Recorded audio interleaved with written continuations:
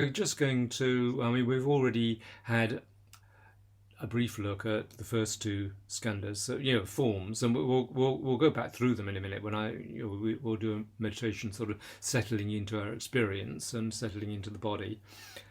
So we've looked at form in terms of the forms that arise to the six senses, the six main senses, or at least the six traditional senses that are all spoken about in Buddhism. So we've got those six senses, and what arises to them is form. What arises as sights, things seen, things heard, things felt, and so on. So that's form, and also feeling.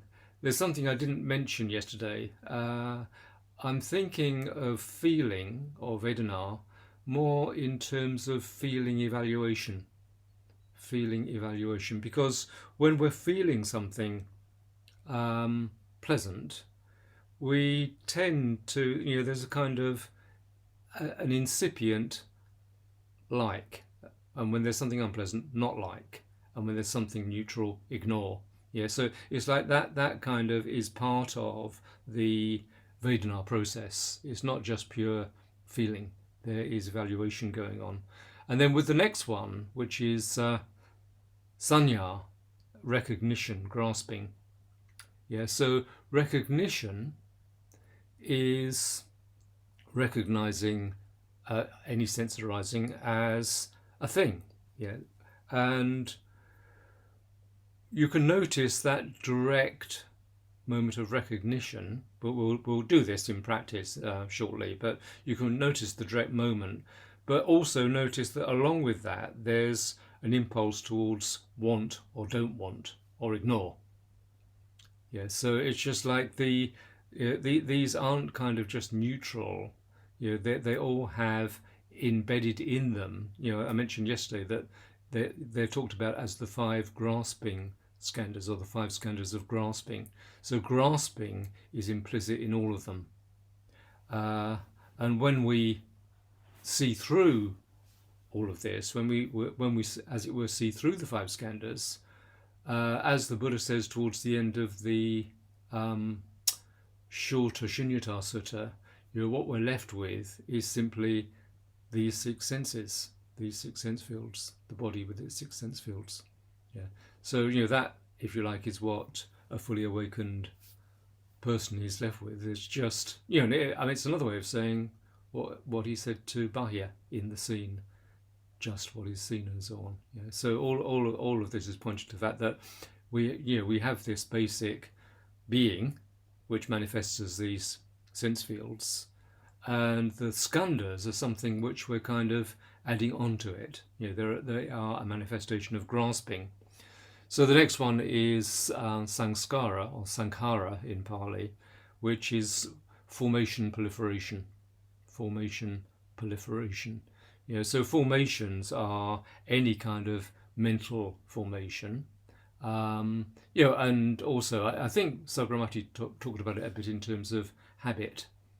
So we get into certain mental habits or certain habitual modes, and within that, because it's already fueled by feeling evaluation and recognition grasping, we tend towards proliferation, mental proliferation, prapancha.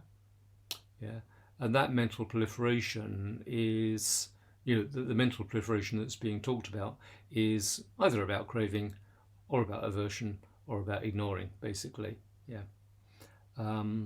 Although the very nature of ignoring is that we usually ignore it, but so we're usually proliferating, if we are proliferating, about something that we want to be happening or something that we don't want to be happening. So that's formations. And finally there's consciousness. Now consciousness in terms of the skandhas is also a formation. It's a construct. It's not, if you like, pure consciousness or pure awareness, which is another thing you could say. It's, I would almost say that consciousness is 99% pure. You could put it that way. It's 99% just pure awareness.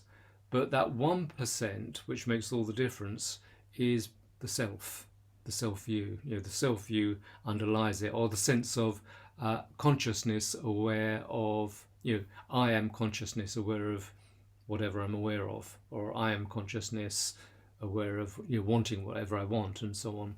So it's consciousness which is dualistic. It's basically dualistic consciousness.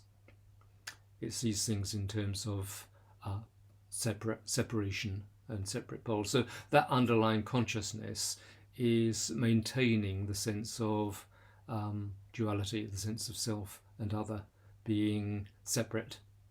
Okay, so that's just a quick run through all five. And now we'll do a meditation to just come into our experience, let the mind settle a bit, and then we'll start exploring. We'll just touch on form and feeling evaluation, but then we'll do that, and then we'll stop, and then we'll do another practice in which we start to explore sanya, recognition, grasping.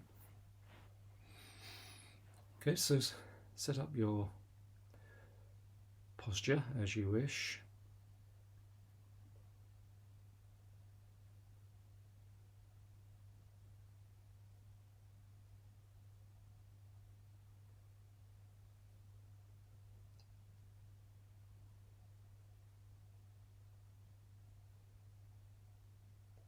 And initially just sit.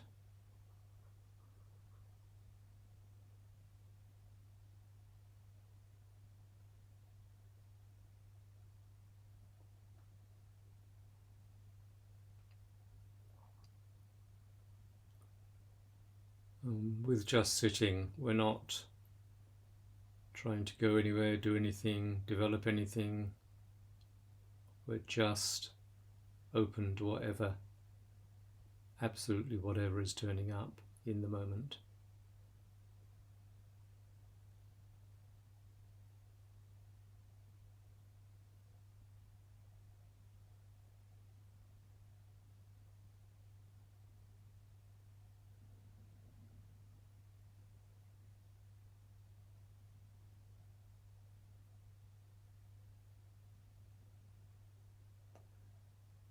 So you're also getting a sense of how it is right now, particularly with the mind and body.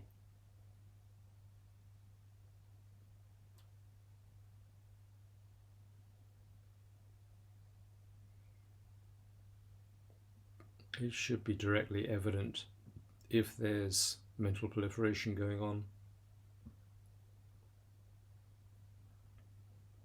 or not.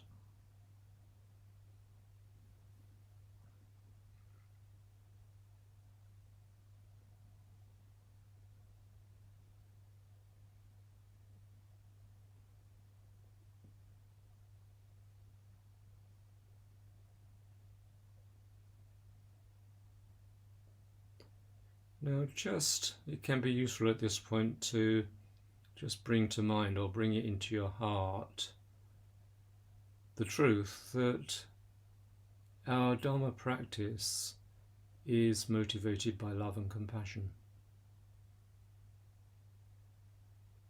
And that is a truth insofar as the objective of Dharma practice is cessation of suffering, cessation of dukkha. So all of our Dharma practices whatsoever are, beneath it all, expressions of compassion. And of course compassion is an expression of love, of metta.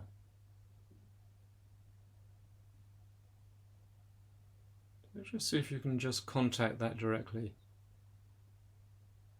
That actually metta is already informing and imbuing our practice here.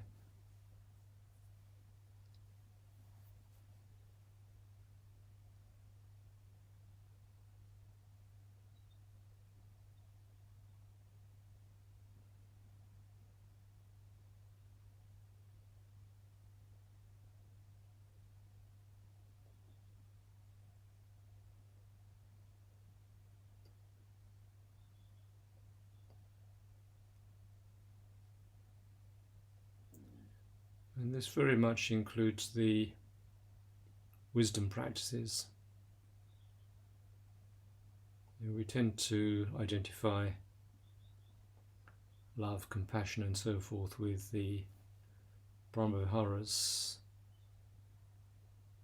and that's kind of seen as an area in its own right. And then there's mindfulness, and then there's wisdom. But actually all of these are compassion.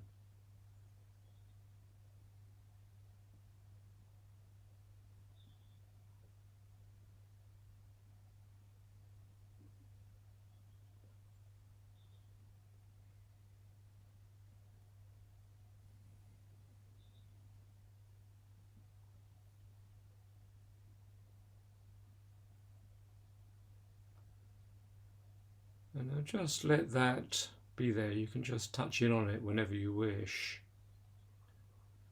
But let your awareness come into the sensations, the stronger sensations of contact with the floor and the seat or cushion.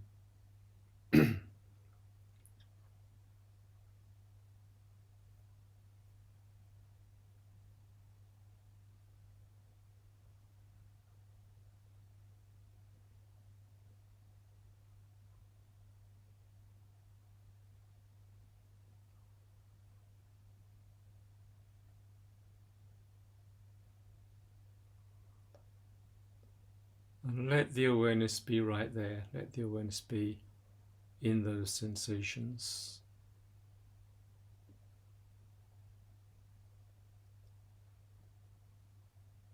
If there's a sense of me, the observer, up around the head somewhere,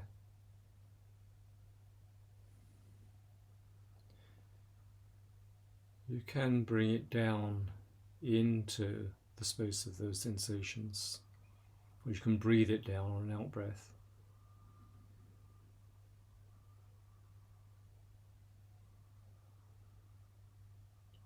Sort of enfolding thoughts, enfolding the observer into the breath and letting it come down into these sensations.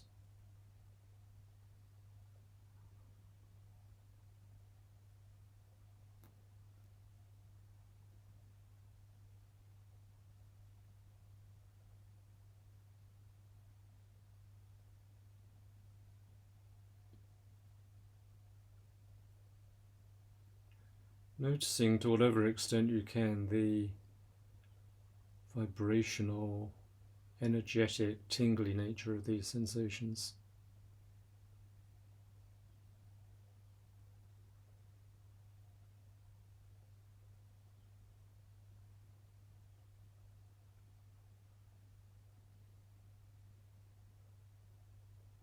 Loosening up the sense of the body as a kind of solid lump.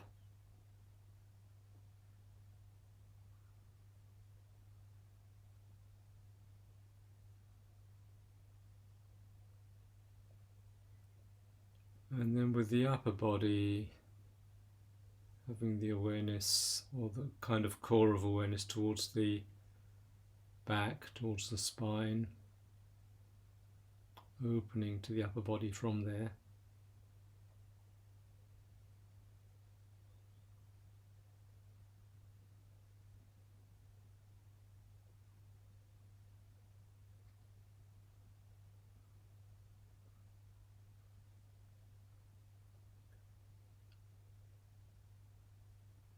And if you wish, doing a few longer breaths,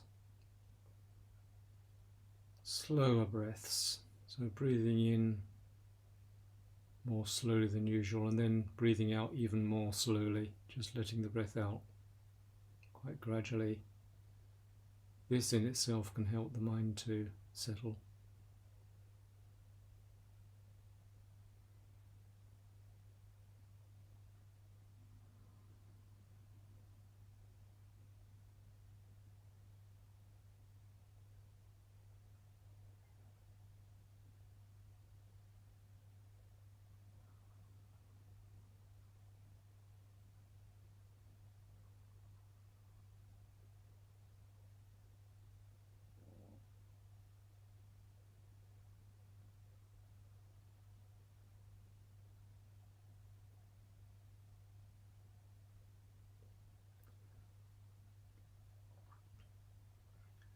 And then when you're ready, letting go of that on an out breath. Just leave the breath alone.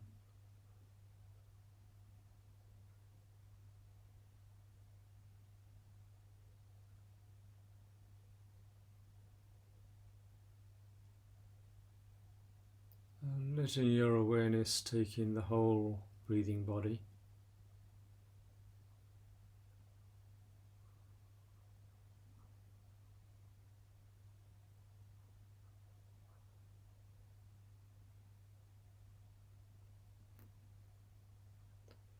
If there's still proliferation going on,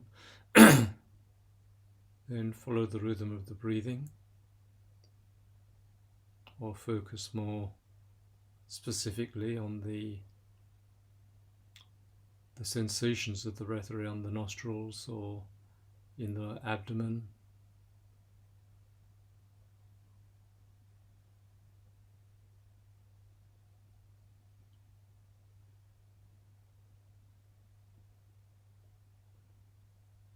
Use counting if it's really strong proliferation.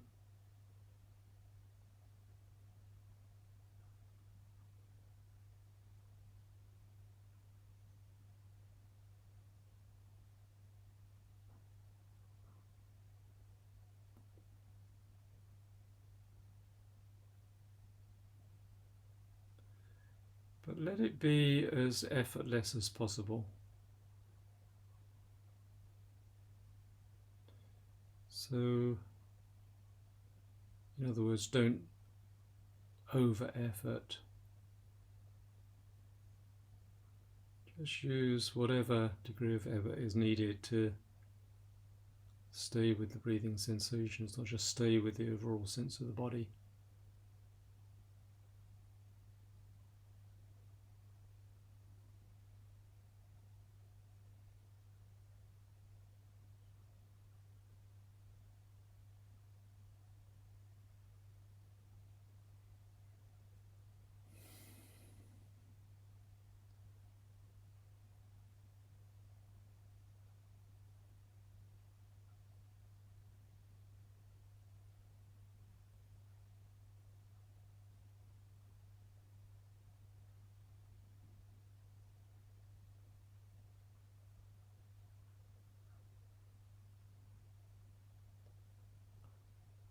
And we're not looking to get into absorption or dhyana, we're simply looking to have the mind quiet enough that we can open experientially to what's going on.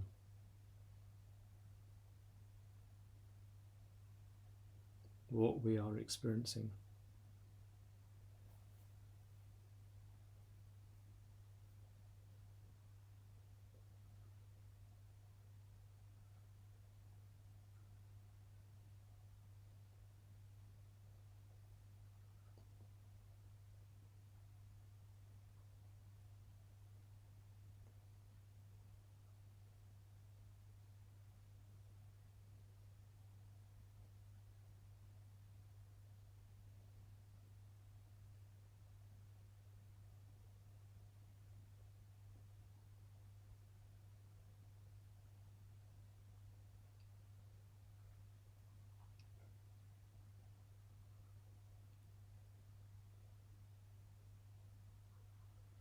You'll notice the kinds of form which are arising.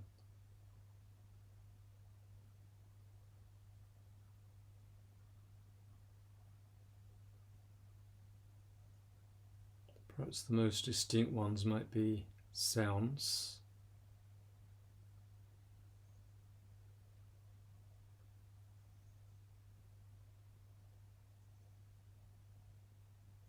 but there's also the tactile or somatic experience of the body.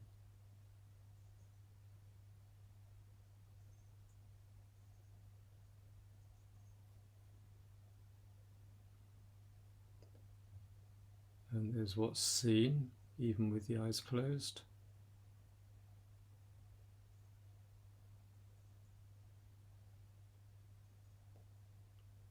Any residual smell or taste, and of course the mind, the mental activities.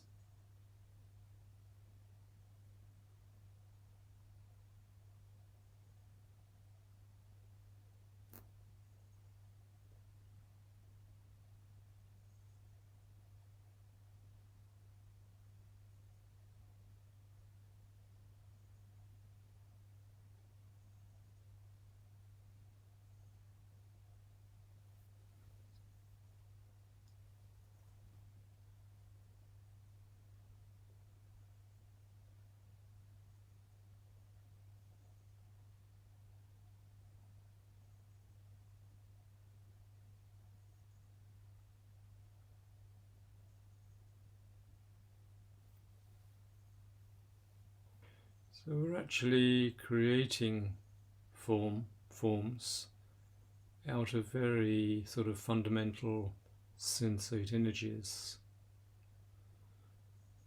but just taking form as it is. The form of a car, the sound of a car, for instance. Just take it as it is, the form of the body, the experiential body.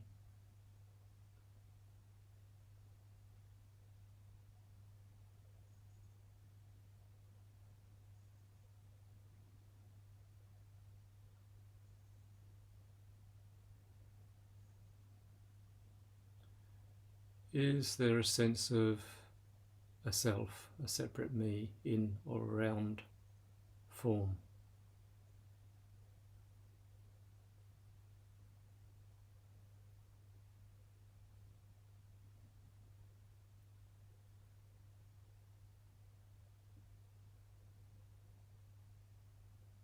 And if so, what form is that taking?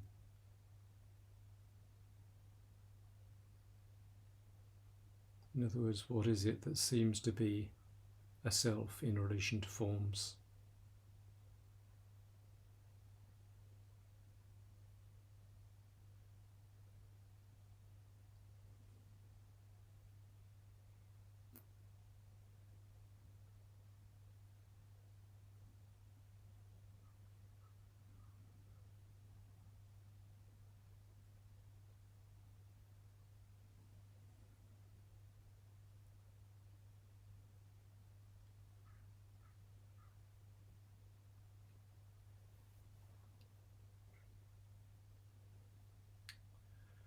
And if you can see or feel or experience clearly what it is that the mind is imputing as self, or projecting self onto, you could put it that way, then you're a good deal of the way to actually being able to see through it.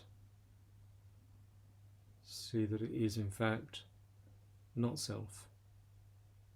So it's important first of all to get the sense of self and see what's giving rise to it, what it's projected onto, what it's imputed onto.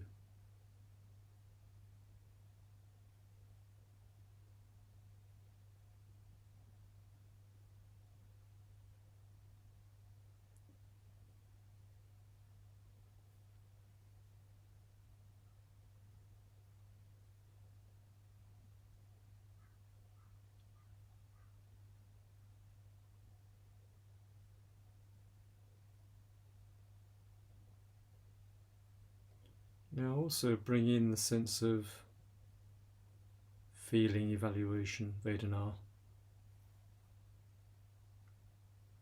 So this is simply the degree of pleasantness, unpleasantness, or neutrality with regard to any sense experience,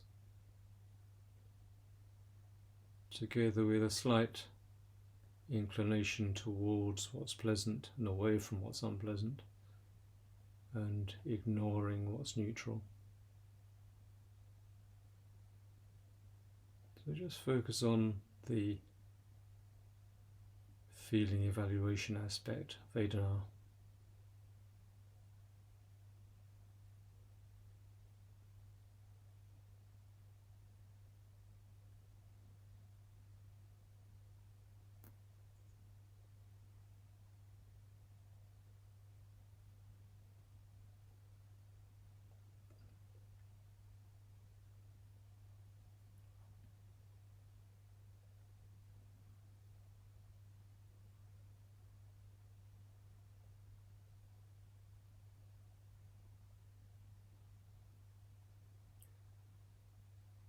And then notice how the sense of self is forming around Vedanas.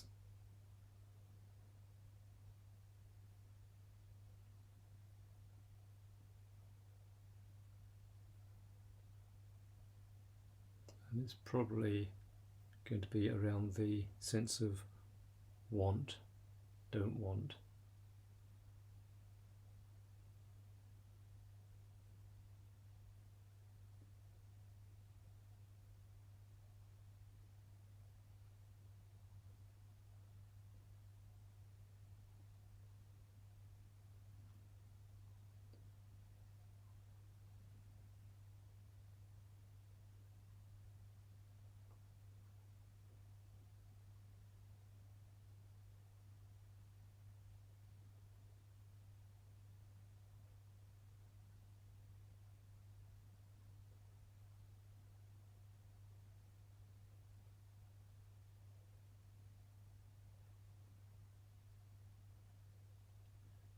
Implicitly, it's I want this, or I want this to continue, or I don't want this to be here at all.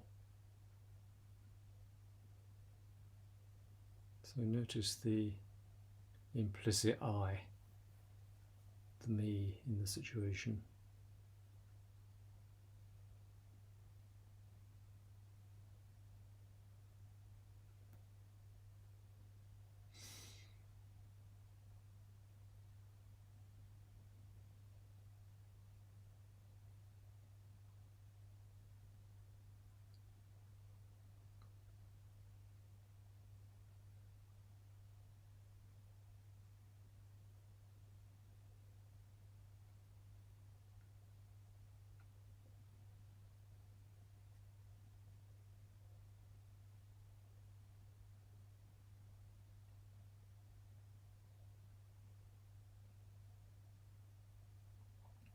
Notice that what that is being imputed onto is some kind of sensation.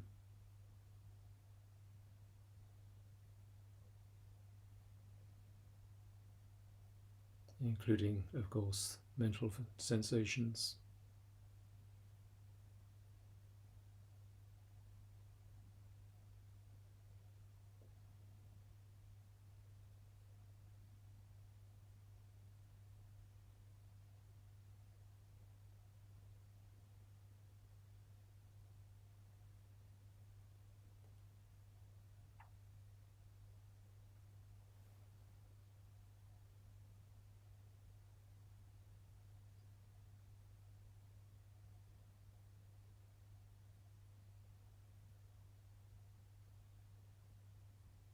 Okay, and just return to just sitting.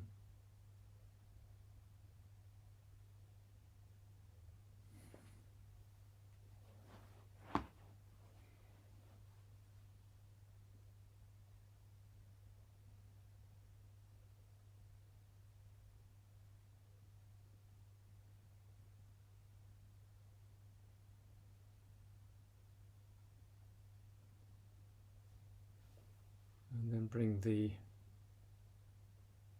meditation to a close. I'll get my little bell.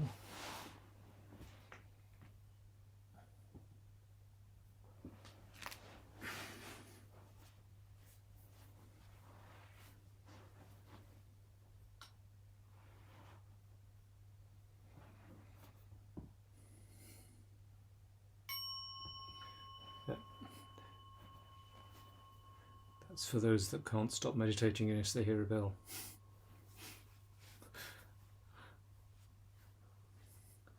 Okay, so any observations from what we just did?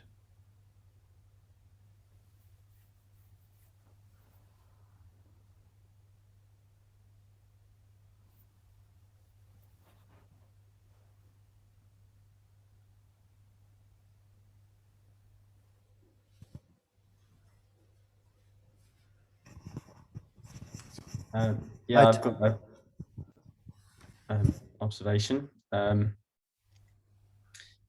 I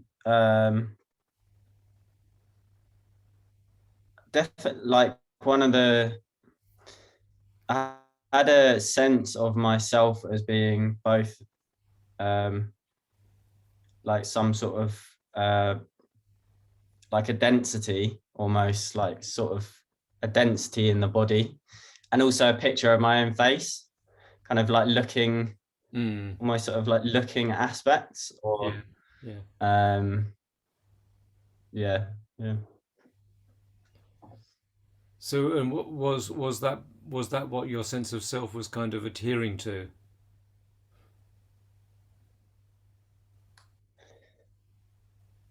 I guess it wasn't that was happening. So it was like certain things were happening in my experience. Maybe I think when that was happening, I was thinking there was something that I was wanting. I was thinking of something kind of creative, and it was and then when I like sort of flipped the attention, then it became clear that it was almost like a kind of looming presence. It was quite Yeah. strange. It was like a sort of feeling in the chest, or like some sort of density, and then this Yeah. definitely like the eyes kind of watching something Yeah. almost. So Yeah. that was the sort of images that were coming up. But then when my attention was on that, then it it didn't shift like hugely, but it was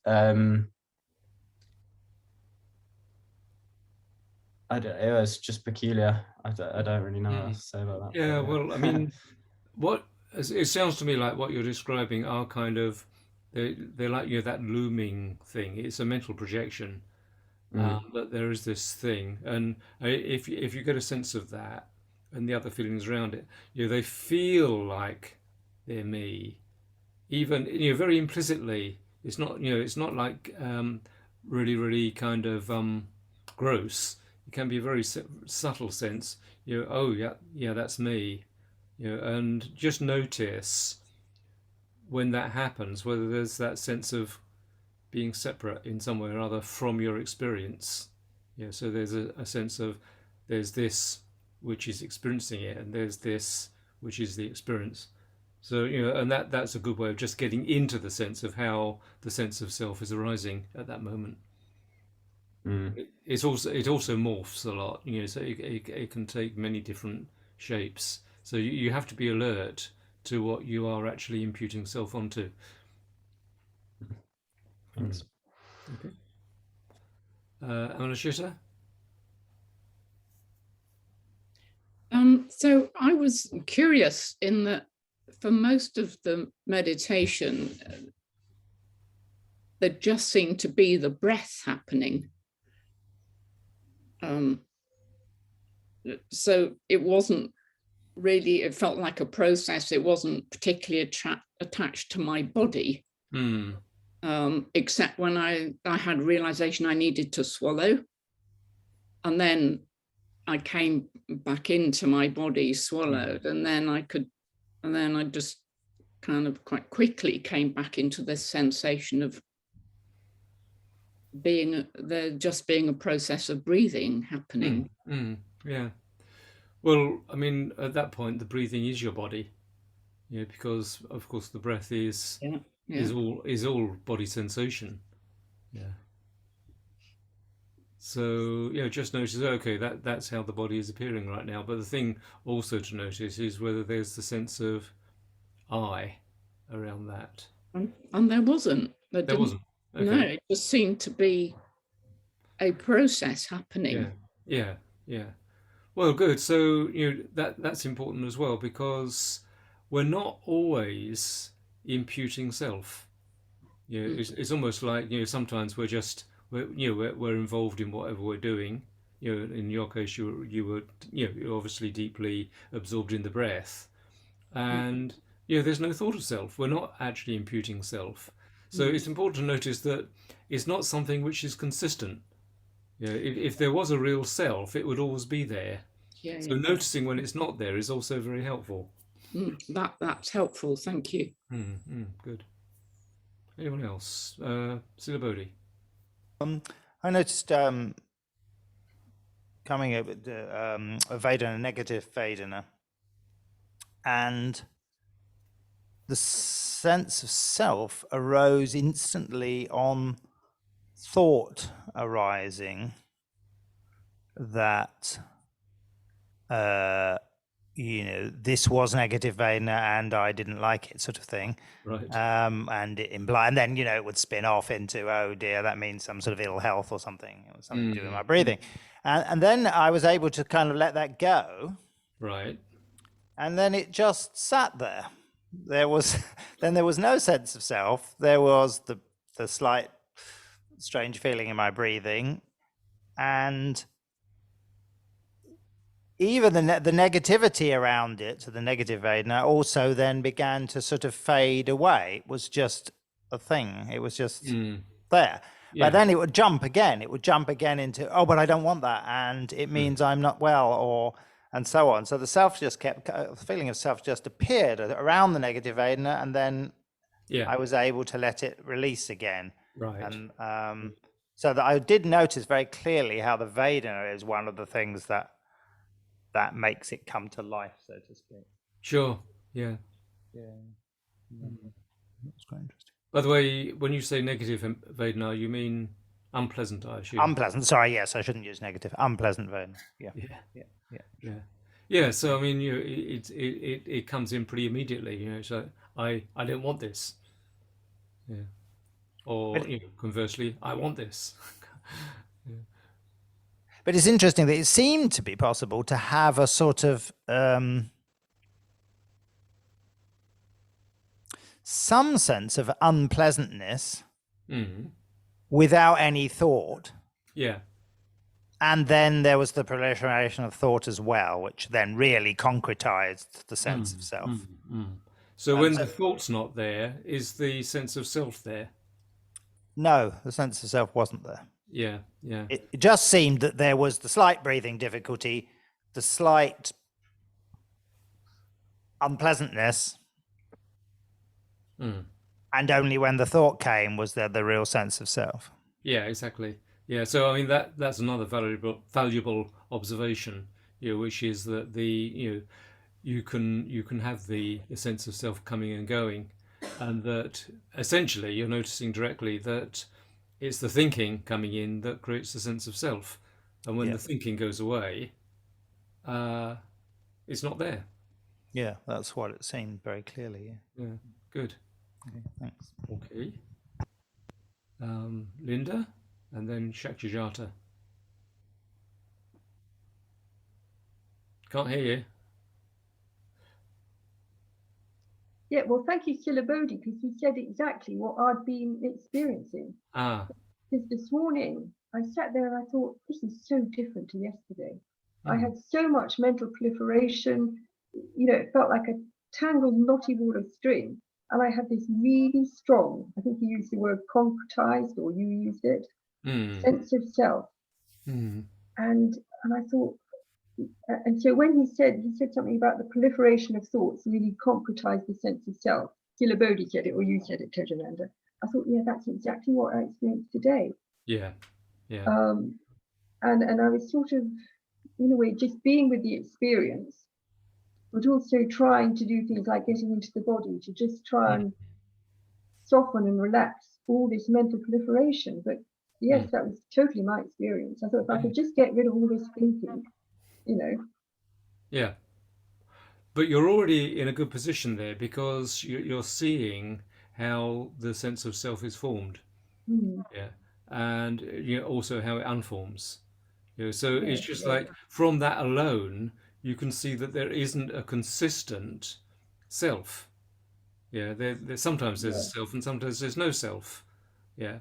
So it's just like, well, how can there be a permanently existing me anywhere if sometimes it's there and sometimes it's not? Yes. That's a great inquiry, because I thought when I sit to meditate every day, I'm going to do that inquiry. I sit and I think, what's my experience in going to the body? But actually to sort of drop that question in. What is my sense of self today? And of course, because it's different every day and constantly changing, of course it's not fixed. That's right. Yeah. Well, it's insofar as it's not fixed, it doesn't truly exist. Yeah. Yeah. Something that truly exists would be there all the time. Mm. And yeah, we already know from, just sort of the teaching on impermanence that nothing is there all the time, but somehow it's like making the connections. Okay, the self is here now. There's no self, no sense of self. Now there's a sense of self. There can't be that entity. It can't be there. And I mean, this is crucial to seeing through the self view. It's just like, oh, it's just realizing. It's a direct realization, but it's also somewhat. I mean, as Sankhara has made this point, it's more conceptual than anything else. Because we're imputing the self conceptually, and even when you just see that it's not there all the time, you can oh well, if it's not there all the time, it can't truly exist. And that's not just an intellectual thing. That's seeing that directly. It's like then the self view is seen through, and that kind of is really what this is all about. Is about seeing through the self view. There are still layers of selfing, many layers, which have to be kind of seen and uprooted or worked through after seeing through the self view. But you're just getting that initial sense. Okay, it is actually a construct. That is really valuable. Now, Shakshata. I hope I can remember this. When we were going through the meditation, you were giving instructions. Yeah. I think I should put you in inverted commas. You were giving instructions, Yeah. and I was trying to follow them. I was trying to see what you were suggesting, and I felt as though I couldn't. Yeah, which was, again, I in inverted commas, which was an unpleasant something. So, can that sort of harsh self-judgment be a sense of self? Oh yeah. Yeah, I mean it's self-judgment. Yeah. So there's behind that there's a kind of idea or a sense that there is this really existing me, this unchanging me, who has these bad qualities or whatever it might be. Yeah, and it's just like we're buying into this as a solid me that is somehow implicitly unchanging, even if conceptually that it's changing all the time. There's still this kind of projection of something which is implicitly unchanging, and that's what we weave the sense of self-judgment around. It's tricky. It's very difficult to separate, isn't it? Well, yeah. I find so. Yeah. Another thing that was strange was, where does memory come in? Where? As as a sense of self. Like I was thinking about Vajraloka, I was imagining myself there, and I can't really. Well, I certainly wasn't unpleasant, although unpleasant thoughts came in, like what's security like there, things like that. But I mean, it's very tempting, isn't it, to see memories as one's own? Well, exactly. I know memories are one of the main ways in which we prop up the sense of self. Because I was there, I did that happened to me. So memory, in itself, which probably is in the area of Sankhara, formations. Memories are a big prop for the self view. Are they? Thank you. Okay. Anyway, talking of Sankharas, we better just get on and inquire into the other ones. Let's just take recognition in relation to feeling. So just set up your posture for having a inquiry sort of meditation.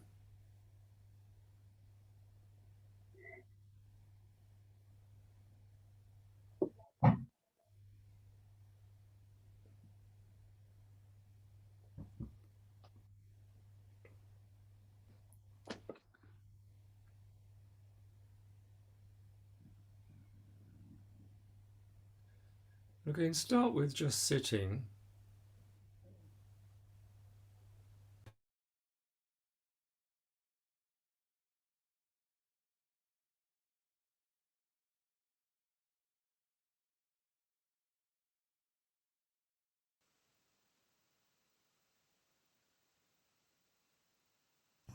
Tejananda, sorry, I just muted you by accident, so you'll have to unmute yourself, please.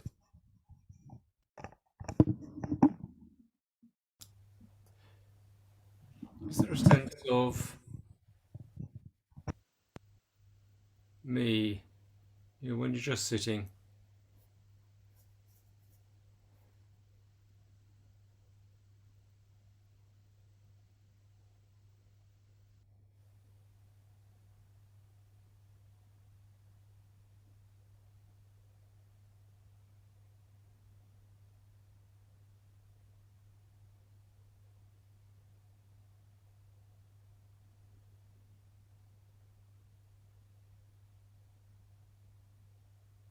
Or is there indeed no sense of self at the moment when you're just sitting?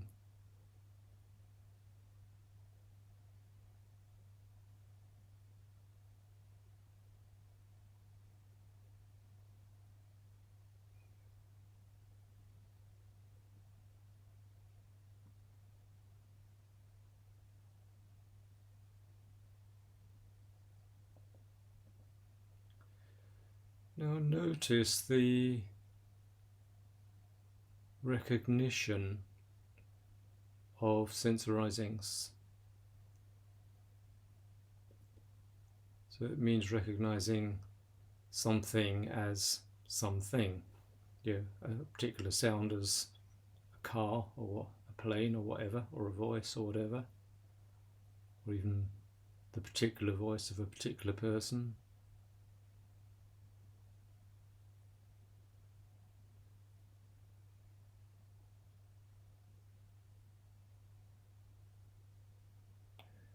And with this one, it could also be helpful just to open your eyes and take in what's in the visual field. And notice the process of recognition and whether there's a sense of wanting or not wanting what's being recognized.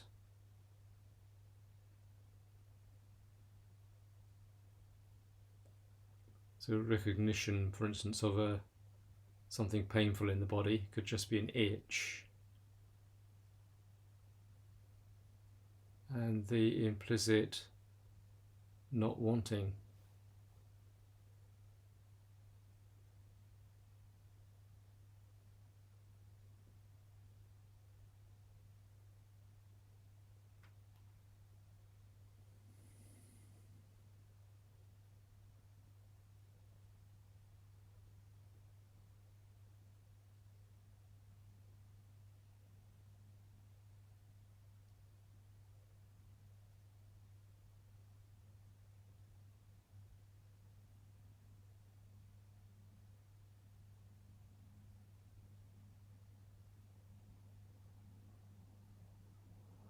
Equally, it could be recognizing something pleasant with pleasant Vedana that we want.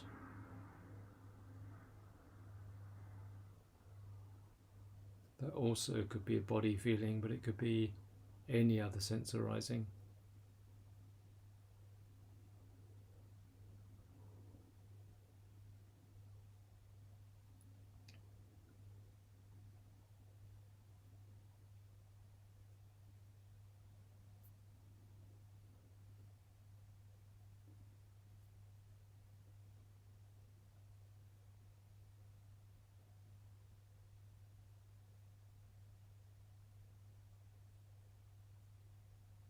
And noticing the sense of self or the sense of selfing around that process.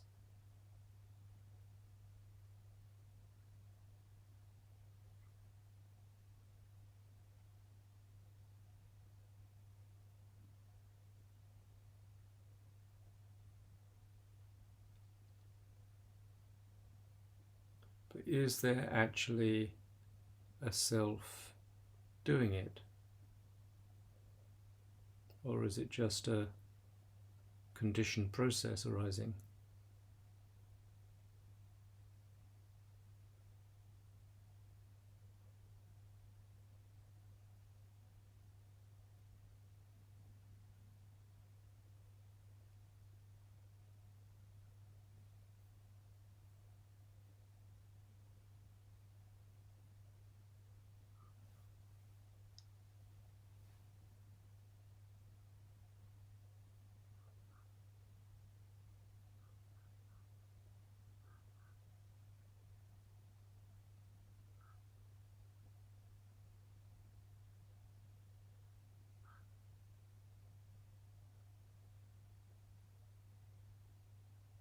So there are these kind of impulses towards wanting, not wanting, pushing, pulling with what is recognized.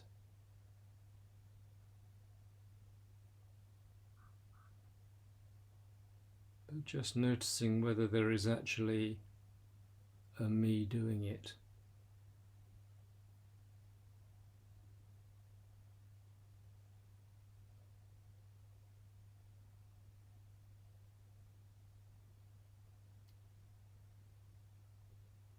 And just with recognition on just the level of this is, such and such, noticing how it happens. Does it require a me for you to recognize a car sound?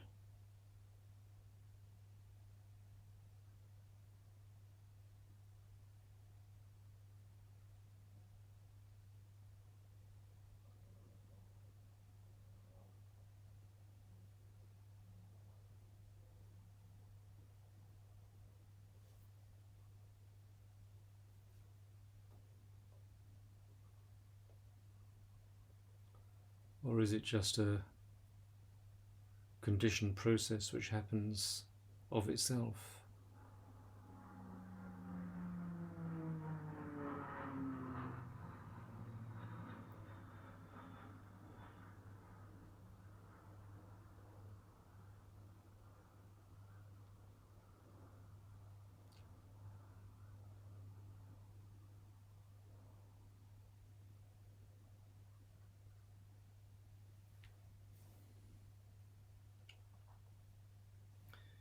Okay.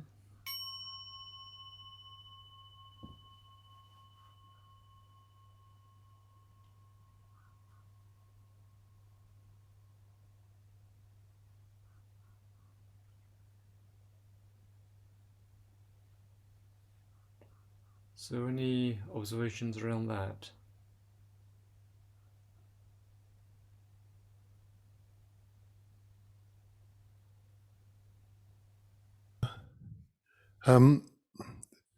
It's Tejananda, can you hear me? Yeah. Yeah, okay. When the self isn't forming, that's what I'm particularly drawn to in meditation, these exercises. And what happens, what arises is joy. And it has the flavor of Shraddha. And I think Shraddha, joy, etc. are always there, but they're kind of kept down by this narrowing down of experience by self, by a sense of self. And it reminds me of, Bhante Sangharakshita saying that Shraddha is present in every positive mental state. And I get a real sense of that these days, that that's true. Shraddha is present in every single positive mental event. And for me, that's what arises in particular when the self is unformed. Yeah. And what form does that Shraddha take? Joy. Joy, right. Excitement even. A stilled excitement. Yeah. A confidence. Confidence, that everything is all right. Everything is all right. There's a kind of a playfulness. There's a kind of a seeing that the self dramatizes so much. It causes lots of drama. Yeah. Which we get drawn into, and but there's a sense of joy and openness and playfulness even. Yeah. I mean, you could almost say that the self is drama. That's what it is. The self narrative. Is dramatizing our lives. I'm the actor of my life, kind of thing. Yeah. And when it's not there, it's just like such a relief. Great. Anyone else?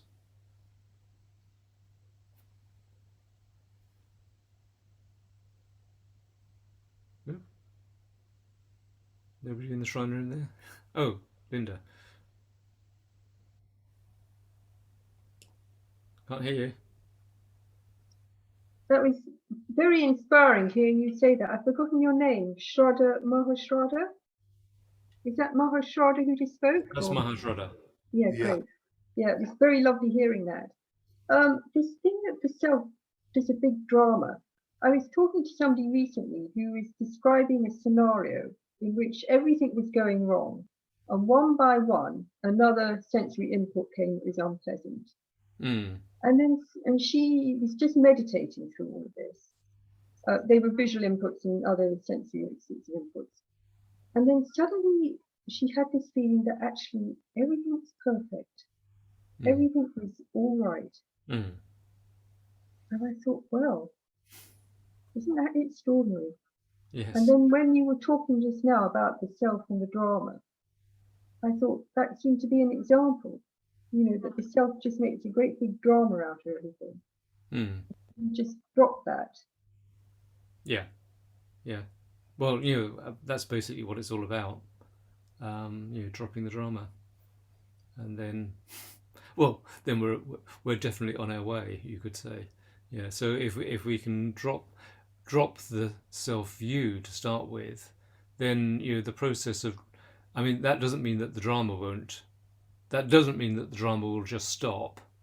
There's further to go with it, but it's like that is a crucial first step in letting go of that kind of self-generated drama, or the drama that generates the self. Yeah. Fantastically useful, that. Sometimes my life just seems to be a big drama. So I find that incredibly useful to just have that reflection when I'm in the middle of it. Yeah. This is just a self-generated drama. That's right, yeah. Well, if you look on Netflix and the like, you won't find a single program which is about somebody who's having complete peace and equanimity. It's not interesting as drama. Thank you. Okay, so we've only got 15 minutes left, and we've still got, in a way, 2 skandhas to cover. I think it is worth having a look at proliferations, sanskaras, and habitual proliferations, because one way in which you can approach those from an insight perspective is that they are kind of they've become deeply rutted. They're deeply rutted habits of mind, or deeply rutted views. We all have those kind of deep views. I'm no good, I'm unlovable, I'm hopeless. Whatever it may be. These core beliefs, they're deeply rutted, and around that forms the sense of that's who and what I am. So we need to get right down to those as well. But you can start the process with just noticing more superficial habits. You could just take preferences, for instance. In a way, there's nothing wrong with having preferences. The problem arises when our preferences aren't met. So I might prefer coffee. Well, I do prefer coffee to tea. But if somebody offers me a cup of tea, do I throw a hissy fit? Is the question. And well, I'll leave you to work that out if I see you personally and you offer me a cup of tea. No, I can't bear tea. I want coffee. Yeah. So these are all examples of sanskaras. They're all mental formations, mental habits. So if we can get a sense of a mental habit going on, we probably can quite quickly, because as soon as you're proliferating about something, you've got a sanskara going. That's basically what it is. So one thing you can just notice when a sanskara is going is just note, okay, this is just a habit playing itself out. It's conditional. It's also unpleasant. It's dukkha, but it's not me. It's not myself. It's just something which has become habitually embedded. So you can notice that directly. I'll just bring that to mind when you've got a proliferation going on. Now, a way in which you can approach this, I'll just tell you this, we won't actually do it, is if you've got a mild proliferation going on about something, just note it in that way. Okay, this is just the mind doing, the mind is doing this. It's not me doing it. The mind's got the mind's got a mind of its own, you could say, and it's just doing this proliferation. Just noting that it's not I. Sanskaras are not I. They're dukkha. There's a lot of sense of self around them, but they are not actually any kind of really existing me. They're just conditional arisings, you could say, as are all arisings, of course. Okay, so I'm not going to take you through that because it would take a bit too long, and I'd need to. I sometimes do this in a slightly different way and get people to actually identify something which irritates them. And you can try this out in your own time. Something, just find something that irritates you and notice the mental proliferation that starts up, and then okay, this has just started up. I am irritated, but the I part of it is just being imputed. There's just these habitual thoughts arising. And of course those habitual thoughts also have to be addressed in their own right, but I'm afraid you'll all need to come on a retreat at Vajraloka to go into that more thoroughly, which I hope you all will in due course. So we'll just finish off with consciousness. So let's just do a brief meditation with consciousness.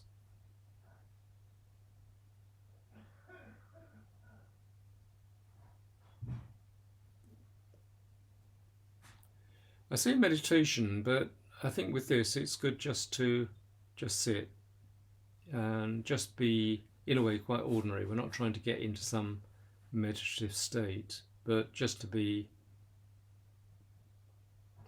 conscious of what's going on.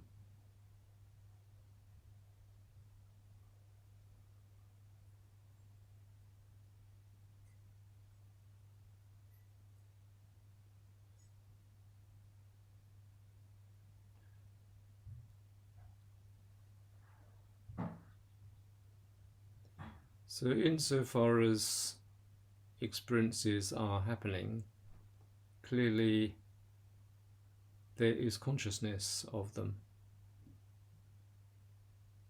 You can't really separate consciousness from experience.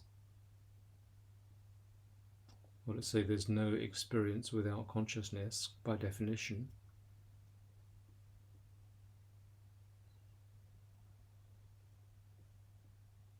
But can you notice the slight sense of me aware of that?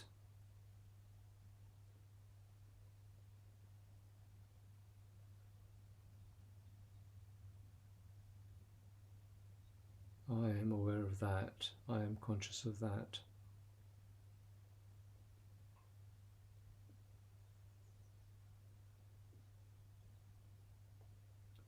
And that applies to any sense arising. It could be a body arising, it could be any other sense field, including, of course, the mind.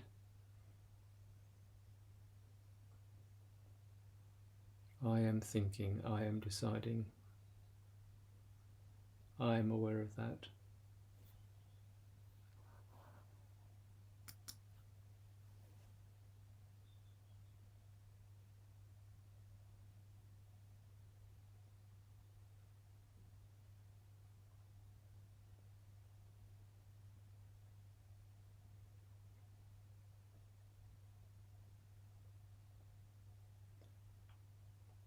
You could almost have, or you can have, a sense that I am aware of consciousness. I am aware of being conscious. So I am quite definitely separate in some way from the consciousness.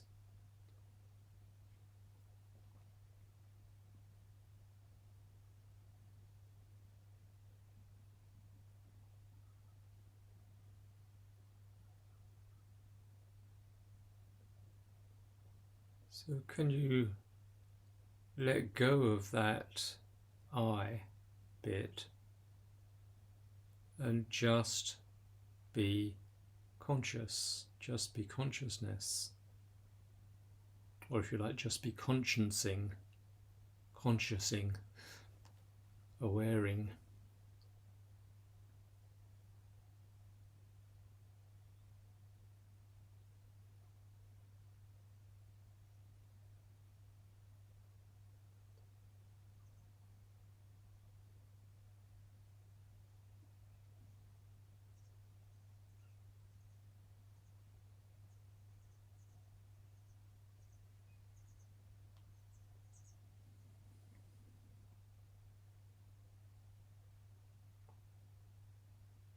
And notice that consciousness or awareness is simply here.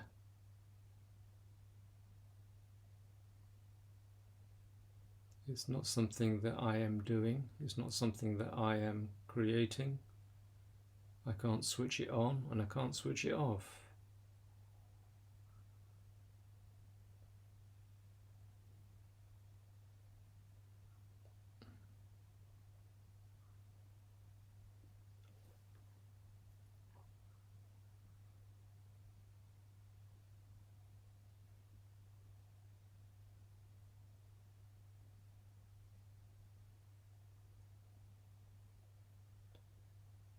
So if we see this directly, it's like the sense of divided consciousness with a me in it resolves, and there's just consciousness, just awareness. Choose the Pali word vijnana, divided consciousness becomes jnana, which is undivided consciousness or awareness.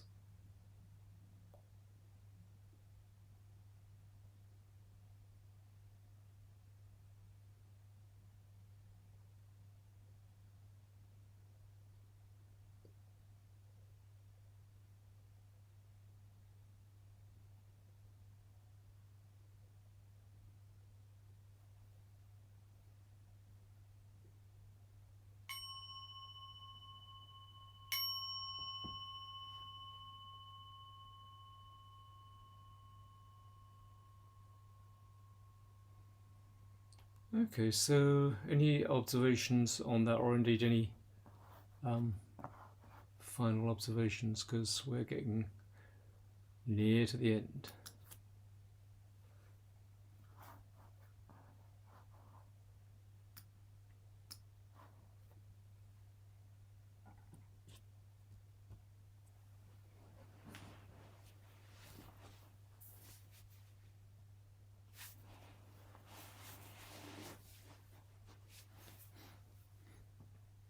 We have one from Dharmakrunya. Okay, go ahead. Hello, Tejananda. Thank you so much for your wonderful session. I found it really beneficial. I have a quick question about your phrase, the 5 skandhas of grasping. So I'm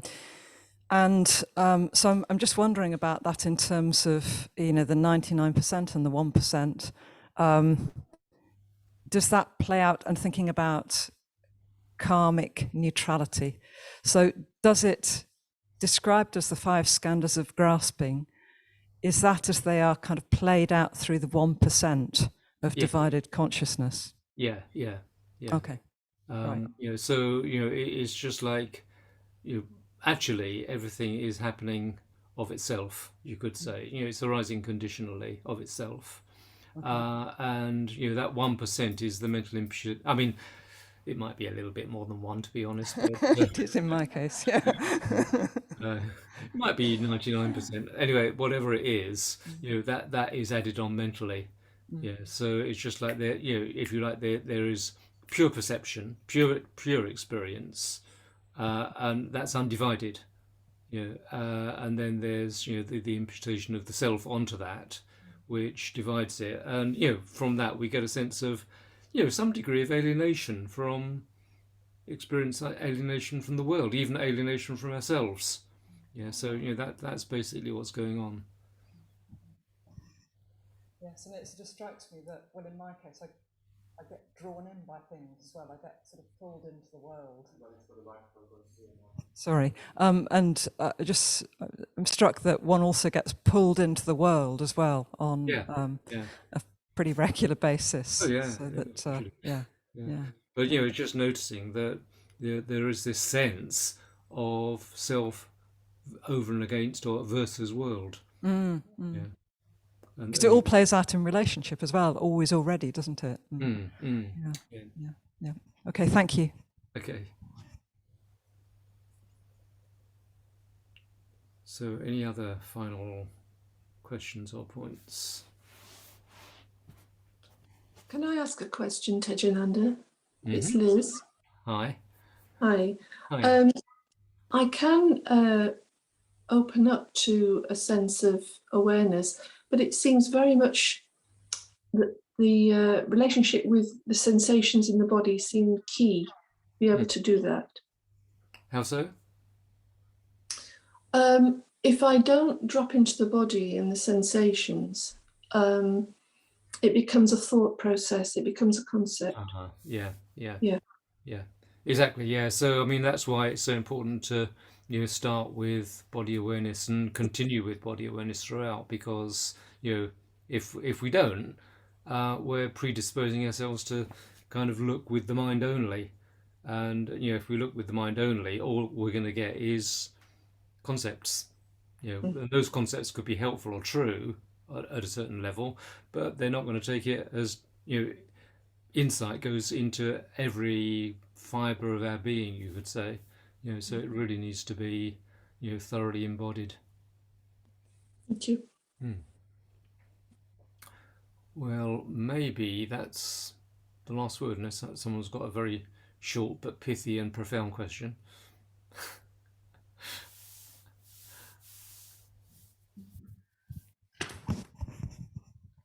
Okay, well, I think we're done, aren't we? Okay, well, thank you very much, Tejananda, and shall we show our appreciation?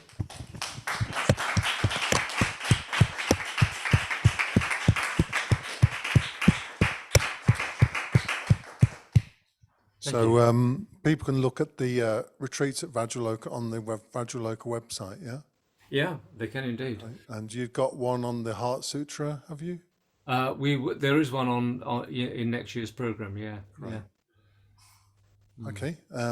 So thank you once again, Tejananda. Really, really, really top notch, top quality, and you've added a really deep context to the retreat. So thank you. It's a pleasure. Yeah. Okay.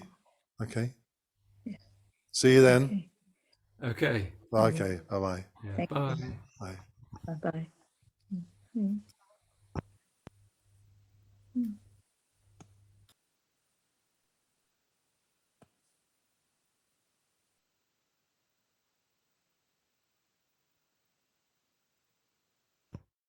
And so the next event is at 4:30. Sorry, 4. I keep thinking it's 4:30. Yeah. It's the chanting of the Heart Sutra in Sanskrit, and with just sitting afterwards as well. So please do come along. Can I also encourage you to come along to the puja as well tonight? The pujas are an important aspect of this retreat. So last night's was, well, they've been great. They've added that kind of devotional aspect to the retreat. So I would just encourage you to come along. Your mind might not want to come along, but just put your body in gear and put those legs in gear and see what happens. Okay, thanks. See you later then.